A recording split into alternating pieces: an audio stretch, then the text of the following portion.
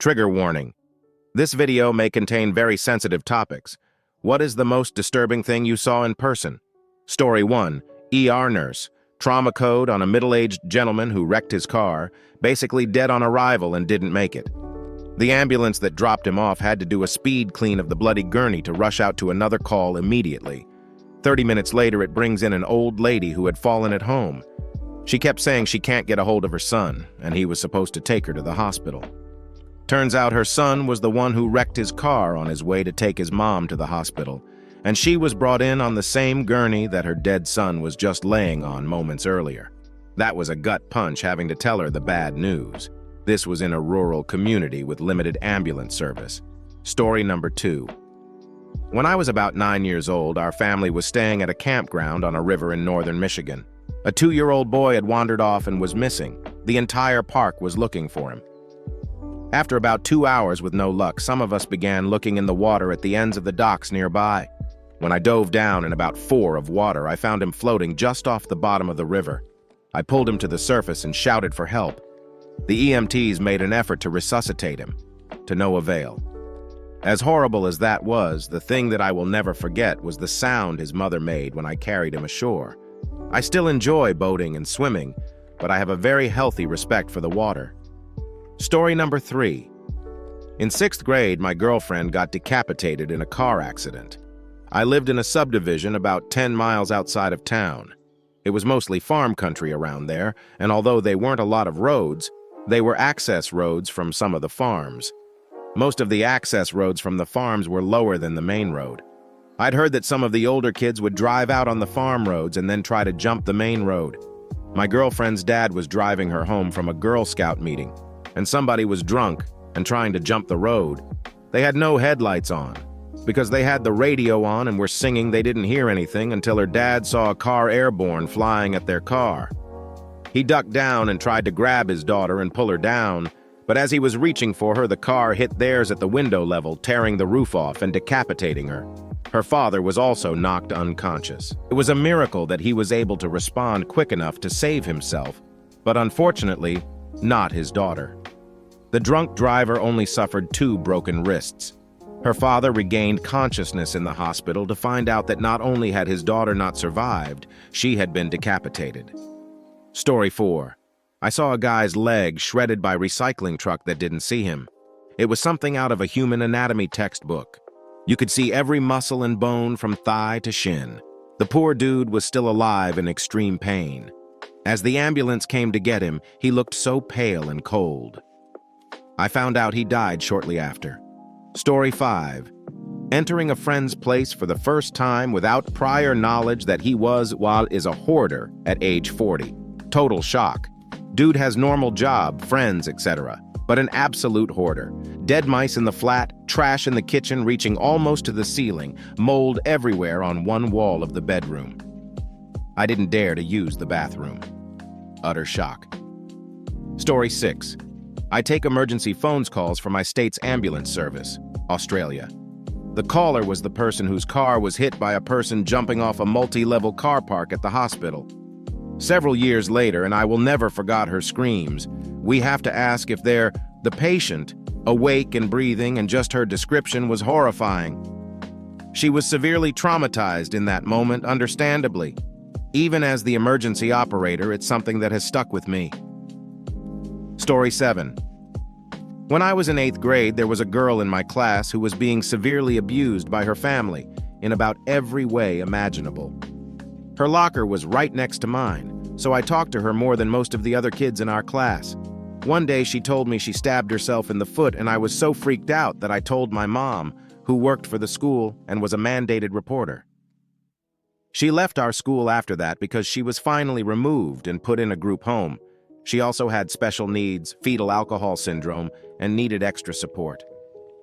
At the time, I didn't realize that she had probably done that on purpose because I was so sheltered, and the whole seriousness of the situation just went entirely over my head. I was mostly concerned that her foot was going to be infected. Years later, I found out that in addition to not being fed or bathed, her older brothers were violently raping her and her younger sister. Makes me sick to think about still. Story 8. I worked in a group home for kiddos with severe psychiatric illnesses for a while. Most of our clients were abuse victims, and we had a beautiful little blonde girl who had been sexually assaulted repeatedly and severely by an uncle. We were only supposed to keep kids for 6 months or so, but we had that little one for like 4 years. The system was hell-bent on reunifying this little one with her family, so she started going on weekend passes back home to Grandma's house. When she would return, she would mention that her uncle perpetrator was there. Huge no-no. I just remember we all wrote letters to the judge, reporting that and saying we didn't think she needed to go back. And by we, I'm talking several clinical psychologists, psychiatrists, and facility staff. Judge sent her home anyway. Uncle her again almost immediately, and she set herself on fire to keep him from touching her. Within a week of leaving our facility, she was in a burn unit in St. Louis. This was 15 years ago. I saw a lot of awful stuff working that job, but that situation is what made me say I can't do this anymore. I was so heartbroken that the system failed her, and that was with everyone knowing, with her getting removed from the home, getting intensive treatment, and for what? I don't know if it's the same little person you are talking about, but the fact there might be more kids in a situation where literally setting yourself on fire is a better alternative than horrific abuse is even more depressing. Story 9. Thankfully, there was no SA involved at the time, but unfortunately this reminded me of a super not fun patient I had. 3-year-old girl still in diapers. Full and partial thickness burns over about 30–40% body surface area. Essentially nipples to knees, thankfully only on the front and not circumferential. Walked into a house that was clearly being squatted in. Trash piles and filth everywhere, holes in the roof, most of the top floor charred from a fire. Mom is there and says it's from boiling water and is being dodgy with everything else. Dad booked it when he found out someone called 911. Patient was laying on a couch, obviously crying, but not with as much energy as we like to see. Crying kids are alive kids, and she looks like she was running out of energy to cry. No tears left and dry lips. Bad signs. She was wearing only a diaper that looked like it hadn't been changed for quite some time. No attempt to bandage or cover her burns at all. Not that they would have done the correct thing treatment-wise, but it would have at least shown they attempted to do something about it. Her burns are old too, so don't forget to mention that when you nominate them for Parent of Year. Auntie shows up about 2 minutes after I do. I get the story from her. They have a hot plate as a stove in the one good room upstairs. They were boiling water to cook noodles on it. And since it's the only good bedroom in the house, it's where she was, and she was jumping on the bed and knocked it over onto herself. About 36 hours ago, Mom and Dad never called. Her uncle shows up to visit, and that fucking idiot never called either. Thankfully, Auntie notices him acting all bothered about something, and she finally asks him what his deal is, and he replies, "Oh, the burns all over my niece are really bothering me. I hope she's okay." So the only person with any goddamn sense finally calls 911 for this kid. Thankfully, I was able to get an IV on her. She needed fluids badly. This was before we had ketamine in the drug box, which is great for pain management and sedating children, both of which this poor girl needed because as soon as we get to the hospital, there's going to be like 7 doctors examining your painful burns, which is distressing enough to an adult, let alone this poor girl. I used what I had and gave her more fentanyl than you should for someone that size, hoping to give her at least a little bit of respite over both the past and incoming shitty days she was about to have. For you non-medical folks, don't worry. I had both equipment to breathe for her and Narcan ready. I also straight up tattled on myself when I got to the hospital. Understandably, in this scenario, nobody gave a shit. I hope she's doing okay now. That was a while ago. Story 10. An elderly man on a bike get hit by a truck. I had to hold his head together with my shirt to try and stop the bleeding until the ambulance came. Story 11. I was no contact with my abusive addict mom for many years. She passed in 2020. A sheriff's deputy found her during a wellness check. It was declared that she had been dead for a couple of weeks in July heat with no utilities. My father and I drove to her house the day after they removed her body. You could smell the decomposition from a block away. She had canceled trash services and had 3+ years of garbage bags piled to the ceiling in her garage. There were rats running all over the house. 99.9% of our family pictures were pissed on or eaten by rats and not salvageable. Both of her toilets were out of order and full to the brim with crap.